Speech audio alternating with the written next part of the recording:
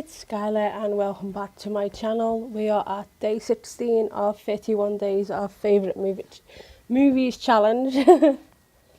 I've got 2 more after this, so I'll be ahead and I'm hoping to get out the way. So let's dive into this because we need to get through this. So day 16's movie is Death Wish 5, The Face of Death, from 1994. Of course it stars Charles Bronson, Leslie Ann Down, Robert Joy, Michael Parks, Chuck Shamata, Miguel Sandoval, introducing Erica Lancaster, and a special appearance by Saul Rubinick and Kenneth Walsh as L.T. King. Based on characters created by Brian Garfield and directed by Alan A. Goldstein. Movie starts off with girls getting ready for a fashion show. Then guys are on the streets with fabric wheeling it along the road, and Charles Bronson, Charles Bronson, what names I had to put in this, is walking in the street. Then a car comes past and men are wheeling along fabric, and Charles Bronson is looking at a group of men coming out of the car, huddling in an event with guns. Meanwhile, the girls are getting ready and pacing around ready to go on stage. Then they look out and see if there's a crowd about, which there is. And then Paul comes in, and then the fashion show commences as others are still getting ready. A group of men come in and see the ladies. Then a man and lady talk. Then a group of men are at the pressing factory pressing fabric, and they're talking away. Then the fashion show continues, and a man is grabbing a lady's arm and talks to her. Then the fashion show continues on. Then a group of men are still talking and the fashion show is still continuing. Then backstage, Paul is talking to a lady about Chelsea's father and asks where he is. And she says downstairs, so he goes and sees them. Then a man throws down some clothes and they all talk. Then the rest of the staff take a break, and the men beat up a larger man and lie him on the table, lifts up his belly and puts something on his belly. Then another guy comes and sticks up for him and slices him for his trouble. Then Paul and the lady come in and talk to the group of men, and then the group of men walk away. Then a man is taken to a police car. Then Chelsea shows her mum the blood on the press and is shocked. Then 2 men come to Paul's home and talk to each other. Then at a club, music starts to play and Paul and the lady start to talk to each other, and Paul gives the lady something and she says yes, it was an engagement ring. Then spills something on herself as she's just seen her ex-husband, and someone follows her into the toilet, ties her up, frightens her and smashes her head in the mirror repeatedly. Then Paul and her ex-hubby stare her down, and in the toilet the girl's head again. And her ex-hubby stares her down, and in the toilet the girl's head again is smashed in the mirror and threatens her, and then she leaves and Paul holds her and rushes her to a hospital. At the hospital, her face is beyond reconstruction, as that was told to Paul, and the police ask Paul if she's still going to testify, and he doesn't know. Then the police and Paul continue to talk, and Paul walks off. The police continue to talk and all walk away. Meanwhile, Paul comes back home and goes to his architect room, opens his safe and gets his gun out. and walks into the night. Meanwhile, the men come back to the factory and confront another man and two other men. Drag and uses the iron press down on his hand and burn his hand twice, and does the same thing to his head. Then falls down, gets back up, and he gets shot. Meanwhile, the police talk to another man and wire him up. At the hospital, the lady is all bandaged up and Paul is outside her room. Then all the men are in designer shops and robbing them while Paul watches on.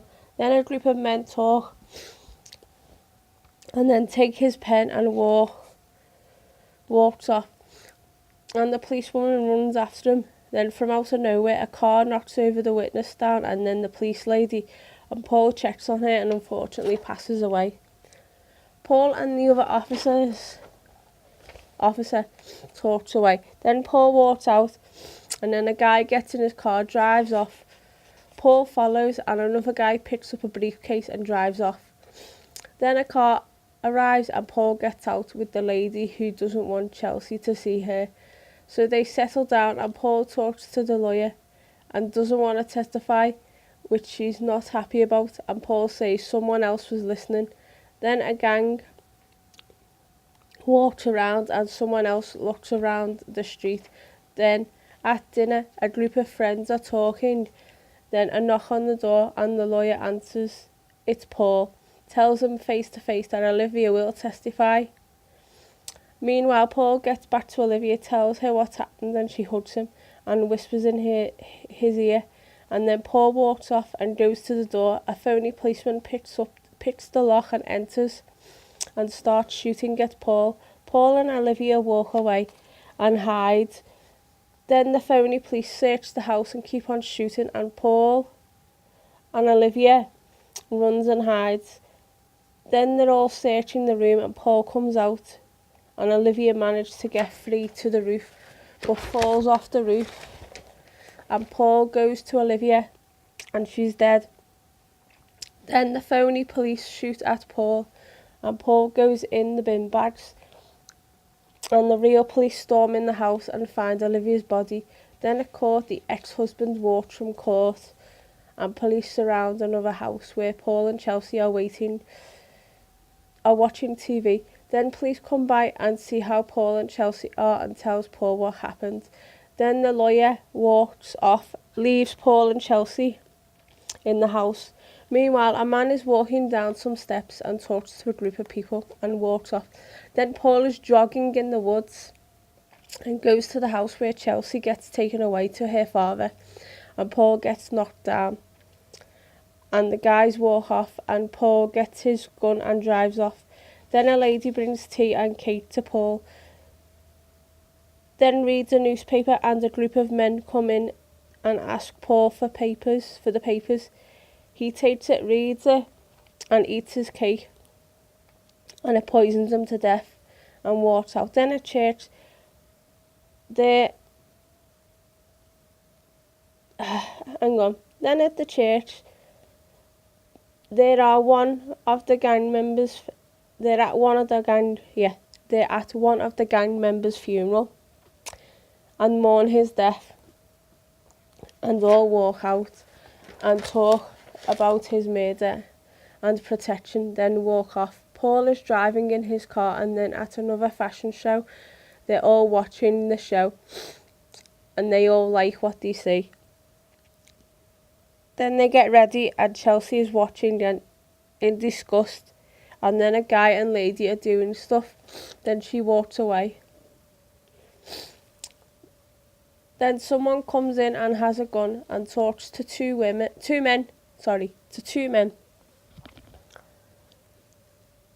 and tells them about Paul and what he does, and if you want to know where he is, it will cost you. And they say that Paul will go down the list, and he walks off. Then Paul is playing with a remote control football and buys it, and then a guy and girl go home and goes into the kitchen and has a drink of wine and Pepsi, and then goes upstairs.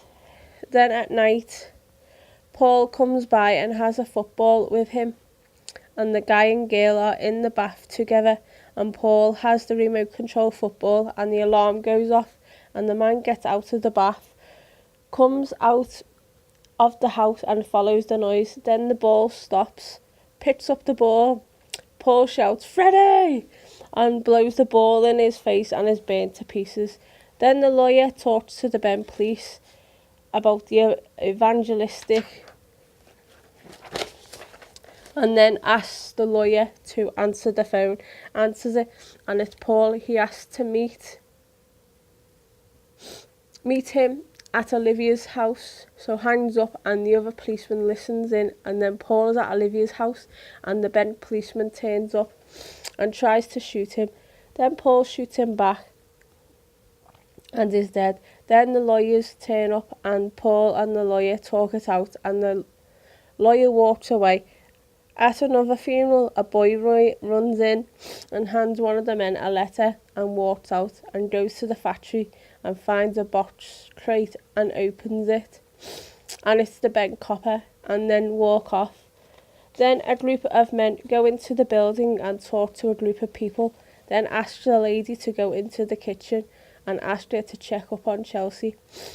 Then the men are talking to Paul, and one of the men asks out after they get Paul and talks about his diet, and then talk about Paul again, and wants to use Chelsea as bait, and then says, "Do what you do on a Sunday," and then talk some more and throw stuff at the lady as she walks upstairs. Then one of the men leave in the car and drives off with Paul following him.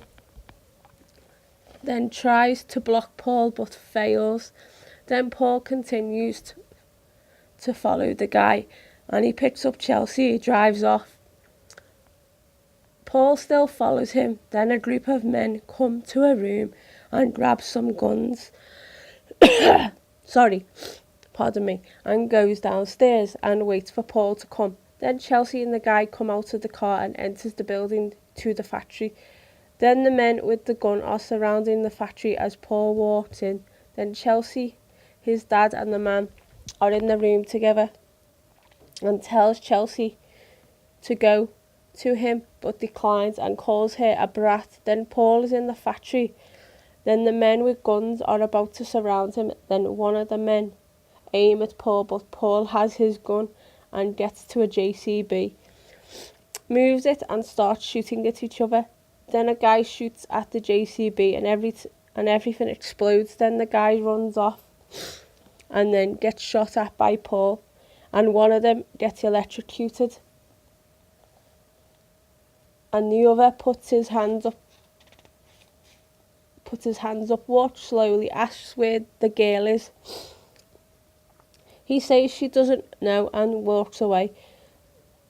Then one of the guys is calling all of the men, but none of them responds and gets mad. Then Paul ties one of the men up in cling film and goes round and round, then stops and then says she's upstairs with her father and tells him to be quiet and dry cleans him.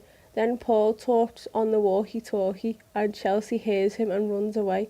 Then one of the men run after him and Chelsea. Then Chelsea goes on the stage and walks on it, and her dad grabs it and screams for Paul.